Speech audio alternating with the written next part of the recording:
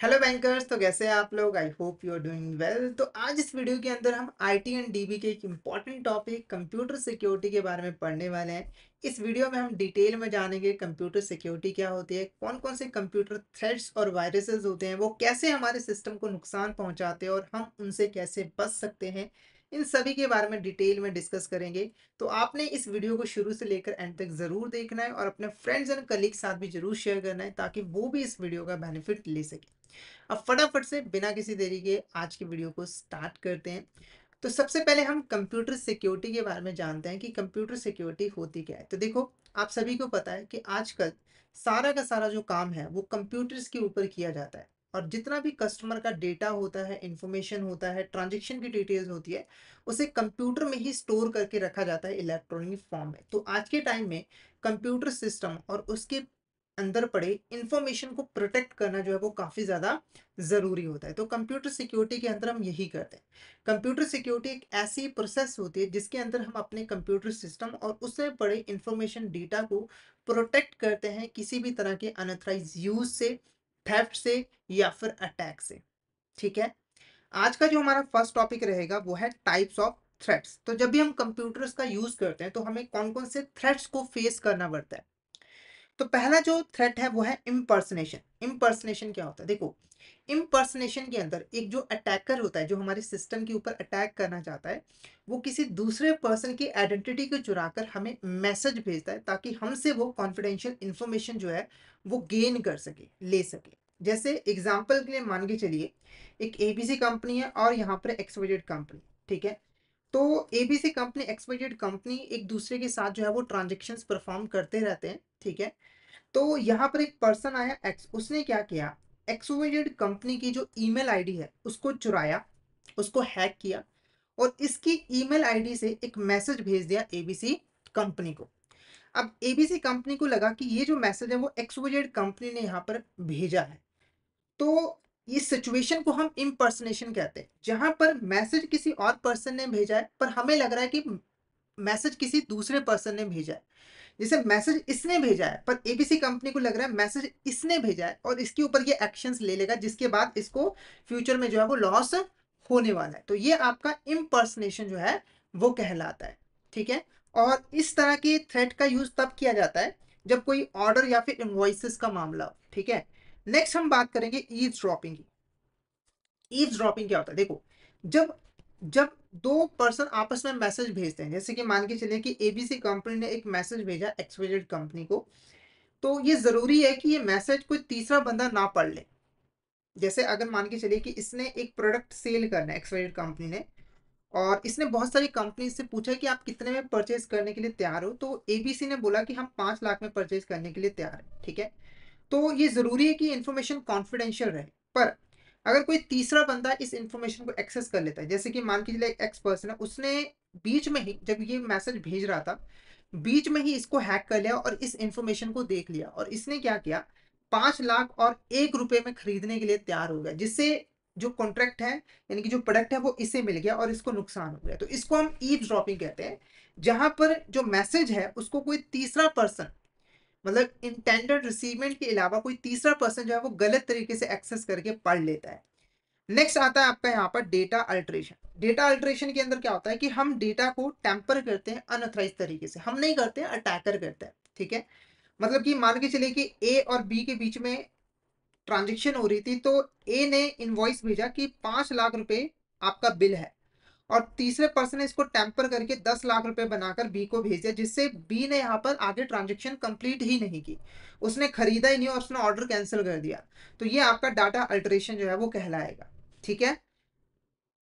उसके बाद आता है आपका denial of service. Denial of service क्या होता है? देखो, डिनायल ऑफ सर्विस के अंदर जो अटैकर होता है, यानी कि जो इंट्रूडर होता है, वो बेसिकली सिस्टम को क्रैश कर देता है ताकि जो पर्सन है वो अपना काम जो है वो ना कर सके। जैसे ए पर्सन था, बी पर्सन था। ठीक है। तो ए पर्सन अटैकर है, वो चाहता है कि बी पर्सन अपना काम जो है वो ना कर सके। तो इसने इसके सिस्टम के ऊपर बहुत सारा यहाँ पर डेटा जो है वो भेजा। ठीक है। जिसकी वजह से इसका जो सीपीयू है, स्टोरेज सिस्टम है, वो ओवरलोड हो गया, नेटवर्क सिस्टम ओवरलोड हो गया, जिसकी वजह से इसका सिस्टम क्रैश कर गया और ये अपना काम जो है वो कर ही नहीं पाया, जिसकी वजह से इसको काफी नुकसान हुआ और उसको फायदा हुआ। तो ये आपका डिनायल ऑफ सर्विस जो है वो कहलाता है। इसके अंदर हम या तो डिस्क को फिलअप कर देते हैं या फिर सीपीयू के ऊपर ओवरलोड डाल देते हैं। ठीक है, अब बात करेंगे यहाँ पर हम टाइप्स ऑफ कंप्यूटर वायरसेस की। तो ये तो हम बात कर रहे थे थ्रेट्स की, जो कि हमें यहाँ पर फेस करने पड़ते हैं जब भी हम कंप्यूटर सिस्टम्स का यूज करते हैं। अब कुछ इंपॉर्टेंट कंप्यूटर वायरसेस की बात करेंगे। तो अगर हम सबसे पहले कंप्यूटर वायरस का मीनिंग समझें तो ये क्या होता है। ये बेसिकली कुछ मॉलवेयर्स होते हैं, ठीक है, जो कि चुपके से आपके सिस्टम के अंदर एंटर कर जाते हैं या एंटर करवा दिए जाते हैं। फिर आपके कंप्यूटर सिस्टम को ये नुकसान पहुंचाता है, डिस्ट्रॉय करता है, उसके अंदर पड़ा जो डेटा है, इंफॉर्मेशन है, उसको भी जो है वो डिस्ट्रॉय करता है। ठीक है, तो अलग अलग तरह के कंप्यूटर वायरसेस होते हैं। जैसे कि जो पहली टाइप है वो है आपका यहाँ पर ट्रोजन। ट्रोजन क्या होता है, देखो, ट्रोजन एक ऐसा वायरस होता है जो कि दिखने में आपको अच्छा लगता है। जैसे आपने एक गेम डाउनलोड कर ली तो आपको लग रहा है ये गेम है और आप इसको खेल रहे हो, एंजॉय कर रहे हो, पर साथ के साथ ना ये जो गेम है वो आपके डेटा को एक्सेस करके उसे डिस्ट्रॉय भी कर रहा है या फिर उस डेटा को चुराकर किसी दूसरे पर्सन को भेज रहा है। तो ये जो वायरस है ये ट्रोजन कहलाएगा। मतलब कि दिखने में कुछ और, जैसे होते हैं ना कि हाथी के दांत खाने के कुछ और होते हैं, दिखाने के कुछ होते हैं, तो सेम फंडा इसके ऊपर एप्लीकेबल होता है कि ट्रोजन दिखने में कुछ और होता है पर एक्चुअली में वो कुछ और होता है। ठीक है, दिखने में ये आपको एक गेम लग रही है पर एक्चुअली में क्या है, ये एक वायरस है जो कि आपके सिस्टम को नुकसान पहुंचा रहा है। ठीक है, उसके बाद वॉर्म की बात करें। वॉर्म क्या होता है, ये बेसिकली एक ऐसा वायरस होता है जो कि आपके सिस्टम के अंदर एंटर करने के बाद खुद को रेप्लिकेट करता रहता है। रेप्लिकेट करने का मतलब है अपनी कॉपीज बनाता रहता है और इतनी ज़्यादा कॉपीज बना देता है कि आपके पूरे सिस्टम के अंदर ये फैल जाता है और आपके कंप्यूटर सिस्टम को ये स्लो कर देता है, स्लो डाउन कर देता है, या फिर कई बार तो क्रैश भी कर देता है। ठीक है, उसके बाद आता है लॉजिक बॉम्ब। लॉजिक बॉम्ब क्या होता है, देखो, ये एक ऐसा सॉफ्टवेयर होता है जो कि आपके, एक ऐसा वायरस होता है जो कि आपके सिस्टम के अंदर एंटर कर जाता है और चुपचाप जाकर बैठ जाता है। जैसे एक जासूस होता है ना कि वो दुश्मन के खेमे में घुस जाता है और चुपचाप बैठकर वहां पर अपना काम करता रहता है या चुपचाप बैठा रहता है। जैसे उसे कोई ऑर्डर मिलता है तो वो अपना काम करके निकल जाता है। तो ऐसे लॉजिक बॉम्ब भी है कि उसको एंटर करा दिया आपके सिस्टम के अंदर, वो आप चुपचाप बैठा है, आपको पता ही नहीं लग रहा कि आपके कंप्यूटर के अंदर वायरस है। और जैसे कोई सर्टेन इवेंट होगा, जैसे उसे कोई ऑर्डर मिलेगा, ऑर्डर मिलने का मतलब है कोई सर्टेन इवेंट अगर होता है, जैसे कि आपकी जो डिस्क की यूटिलाइजेशन है वो बढ़ जाती है, यानी कि आपकी स्टोरेज जो है वो बढ़ जाती है, आपकी स्टोरेज फुल हो जाती है, तो ये अपना काम करना स्टार्ट जो है वो कर देता है और आपके सिस्टम को नुकसान पहुंचाना स्टार्ट कर देता है। ठीक है, उसके बाद आता है आपका स्पाईवेयर। स्पाईवेयर क्या है, ये एक ऐसा मॉलवेयर है जो कि कंप्यूटर्स पे इंस्टॉल कर दिया जाता है और इसका काम क्या होता है, ये बेसिकली यूजर का जो कॉन्फिडेंशियल इंफॉर्मेशन उसको उसकी मर्जी के बिना कलेक्ट करता है और किसी दूसरे पर्सन को, अटैकर को सेंड करता है। स्पाईवेयर का मतलब है नजर रखने का काम जो है ये सॉफ्टवेयर जो है वो करता है। फिर आता है आपका यहाँ पर फिशिंग। फिशिंग क्या होता है, देखो, फिशिंग एक फ्रॉडलेंट प्रैक्टिस होती है, मतलब कि एक इलीगल एक्टिविटी होती है जिसके अंदर ना ईमेल सेंड किए जाते हैं यूजर्स को। ठीक है, यानी कि जिसको, जिसके ऊपर अटैक किया जा रहा है उसको ईमेल्स भेजे जाते हैं और सामने वाले बंदे को ऐसा लगता है कि जो ईमेल है वो एक ट्रस्टेड सोर्स से आया है। जैसे कि मान के चले एक ए पर्सन था, उसका एबीसी बैंक के अंदर अकाउंट था, तो एक अटैकर ने क्या किया, एक ईमेल भेजा ए पर्सन को, बोला कि आपका अकाउंट क्लोज हो चुका है और आप हमें ओटीपी या फिर कुछ अदर इन्फॉर्मेशन दीजिए ताकि हम आपके अकाउंट को रीओपन कर सकें। तो मैसेज ए के पास आया, ए को लगा ये तो मेरा बैंक ही है, तो उसने उसको सारी इन्फॉर्मेशन जो है वो दे दी और ये इन्फॉर्मेशन किसके पास पहुंची, अटैकर के पास, और उसने इसकी हेल्प से इसके अकाउंट को खाली जो है वो कर दिया। तो इस एक्टिविटी को हम फिशिंग कहते हैं, जिसके अंदर ईमेल सेंड किए जाते हैं और ऐसा लगता है कि जो ईमेल्स है वो एक रेपुटेबल कंपनी से आए हैं और इन ईमेल्स के अंदर इंडिविजुअल को इंड्यूस किया जाता है कि वो अपनी पर्सनल इंफॉर्मेशन जैसे कि पासवर्ड, क्रेडिट कार्ड नंबर जो है वो रिवील करे ताकि अटैकर उसका यूज करके फायदा उठाकर फ्रॉड जो है वो कर सके। उसके बाद आता है आपका यहाँ पर स्पूफिंग। स्पूफिंग क्या होता है, देखो, इसके अंदर जो कम्युनिकेशन होती है ना वो एक अननोन सोर्स से जो है वो होती है, पर ऐसा लगता है कि वो एक नोन सोर्स है, ट्रस्टेड सोर्स है। ठीक है, और स्पूफिंग जो है वो ईमेल्स, फोन कॉल्स और वेबसाइट के थ्रू जो है वो परफॉर्म की जा सकती है। फिर आता है आपका यहाँ पर स्पैमिंग। स्पैमिंग क्या होता है, देखो, स्पैमिंग के अंदर ना इलेक्ट्रॉनिक मैसेजेस भेजे जाते हैं और इतने ज़्यादा भेजे जाते हैं कि यूज़र उससे परेशान हो जाता है, उसके सिस्टम, जो उसका सिस्टम होता है वो भी क्रैश होना जो है वो स्टार्ट हो जाता है। नेक्स्ट हम बात करेंगे यहाँ पर रैंसमवेयर की। रैंसमवेयर क्या होता है, ये एक ऐसा मैलिशियस सॉफ्टवेयर होता है जिसको बेसिकली सिस्टम को ब्लॉक करने के लिए बनाया जाता है। यानी कि जैसे ही आपके सिस्टम के अंदर एंटर होता है, ये आपके सिस्टम को ब्लॉक कर देता है और आपके सिस्टम को ओपन करने के लिए ये आपसे पैसा मांगता है कि आप इतना पैसा दीजिए तभी सिस्टम ओपन होगा, अदरवाइज नहीं। जैसे एग्जांपल के लिए आपका कंप्यूटर जो है वो ब्लॉक हो चुका है, ठीक है, वहां पर एक पासवर्ड भरना पड़ रहा है जो कि आपको पता नहीं है, ठीक है, ये पासवर्ड अटैकर को पता है। अटैकर ने बोला कि अगर आप सिस्टम को एक्सेस करना चाहते हो तो इतना पैसा हमें दीजिए, तब मैं आपको पासवर्ड दूंगा, आप एक्सेस कर पाओगे। आपको बहुत जरूरी है कंप्यूटर सिस्टम की। क्यों?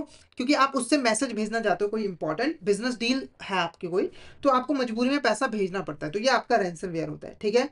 नेक्स्ट बात करेंगे पब्लिक की इंफ्रास्ट्रक्चर। पब्लिक की इंफ्रास्ट्रक्चर क्या होता है? देखो, आज के टाइम में ज्यादातर जो कम्युनिकेशन होती है वो डिजिटल फॉर्म में होती है, इलेक्ट्रॉनिक फॉर्म में होती है, और वहां पर डिजिटल सर्टिफिकेट्स और पब्लिक प्राइवेट कीज की जरूरत जो है वो पड़ती है। तो पब्लिक की इंफ्रास्ट्रक्चर एक फ्रेमवर्क होता है जिसके अंदर कुछ पॉलिसीज होती है, टेक्नोलॉजीज होती है, प्रोसीजर होती है, जिनकी हेल्प से, जिनकी जिनका यूज करके हम यहाँ पर डिजिटल सर्टिफिकेट्स और पब्लिक और प्राइवेट कीज को क्रिएट करते हैं, मैनेज करते हैं, डिस्ट्रीब्यूट करते हैं, यूज करते हैं, स्टोर करके रखते हैं, और जरूरत पड़ने पर रिवोक भी जो है वो कर पाते हैं। इसकी अगर हम की कंपोनेंट की बात करें तो सबसे पहले इसका पब्लिक की एक ऐसी की होती है जिसके बारे में सभी को पता होता है, ठीक है। और प्राइवेट की एक ऐसी की होती है जिसके बारे में सिर्फ जो होल्डर होता है की का उसी को पता होता है, किसी और को नहीं पता होता है। डिजिटल सर्टिफिकेट जो है वो पब्लिक की ऑनरशिप को प्रूव करता है, और सर्टिफिकेट अथॉरिटी जो है ये ट्रस्टेड बॉडी होती है जो कि डिजिटल सर्टिफिकेट को इशू करने का काम जो है वो करती है। उसके बाद नेक्स्ट जो हमारा टॉपिक है वो है ब्लॉकचेन। ब्लॉकचेन क्या है? ब्लॉकचेन बेसिकली एक डिजिटल लेजर होता है, रिकॉर्ड बुक होती है, जिसके अंदर इलेक्ट्रॉनिक फॉर्म में डेटा को स्टोर करके रखा जाता है। ब्लॉकचेन की खासियत है कि यहाँ पर जो डेटा है वो ब्लॉक्स में जो है वो स्टोर करके जो है वो रखा जाता है, और ब्लॉक्स इस तरीके से कनेक्टेड होते हैं कि वो एक चेन जो है वो क्रिएट जो है वो कर रहे होते हैं, और हर एक ब्लॉक जो है अपने प्रीवियस ब्लॉक के साथ जो है वो कनेक्टेड होता है, जिसकी वजह से इनमें चेंजेस करना काफी ज्यादा मुश्किल जो है वो रहता है, ठीक है।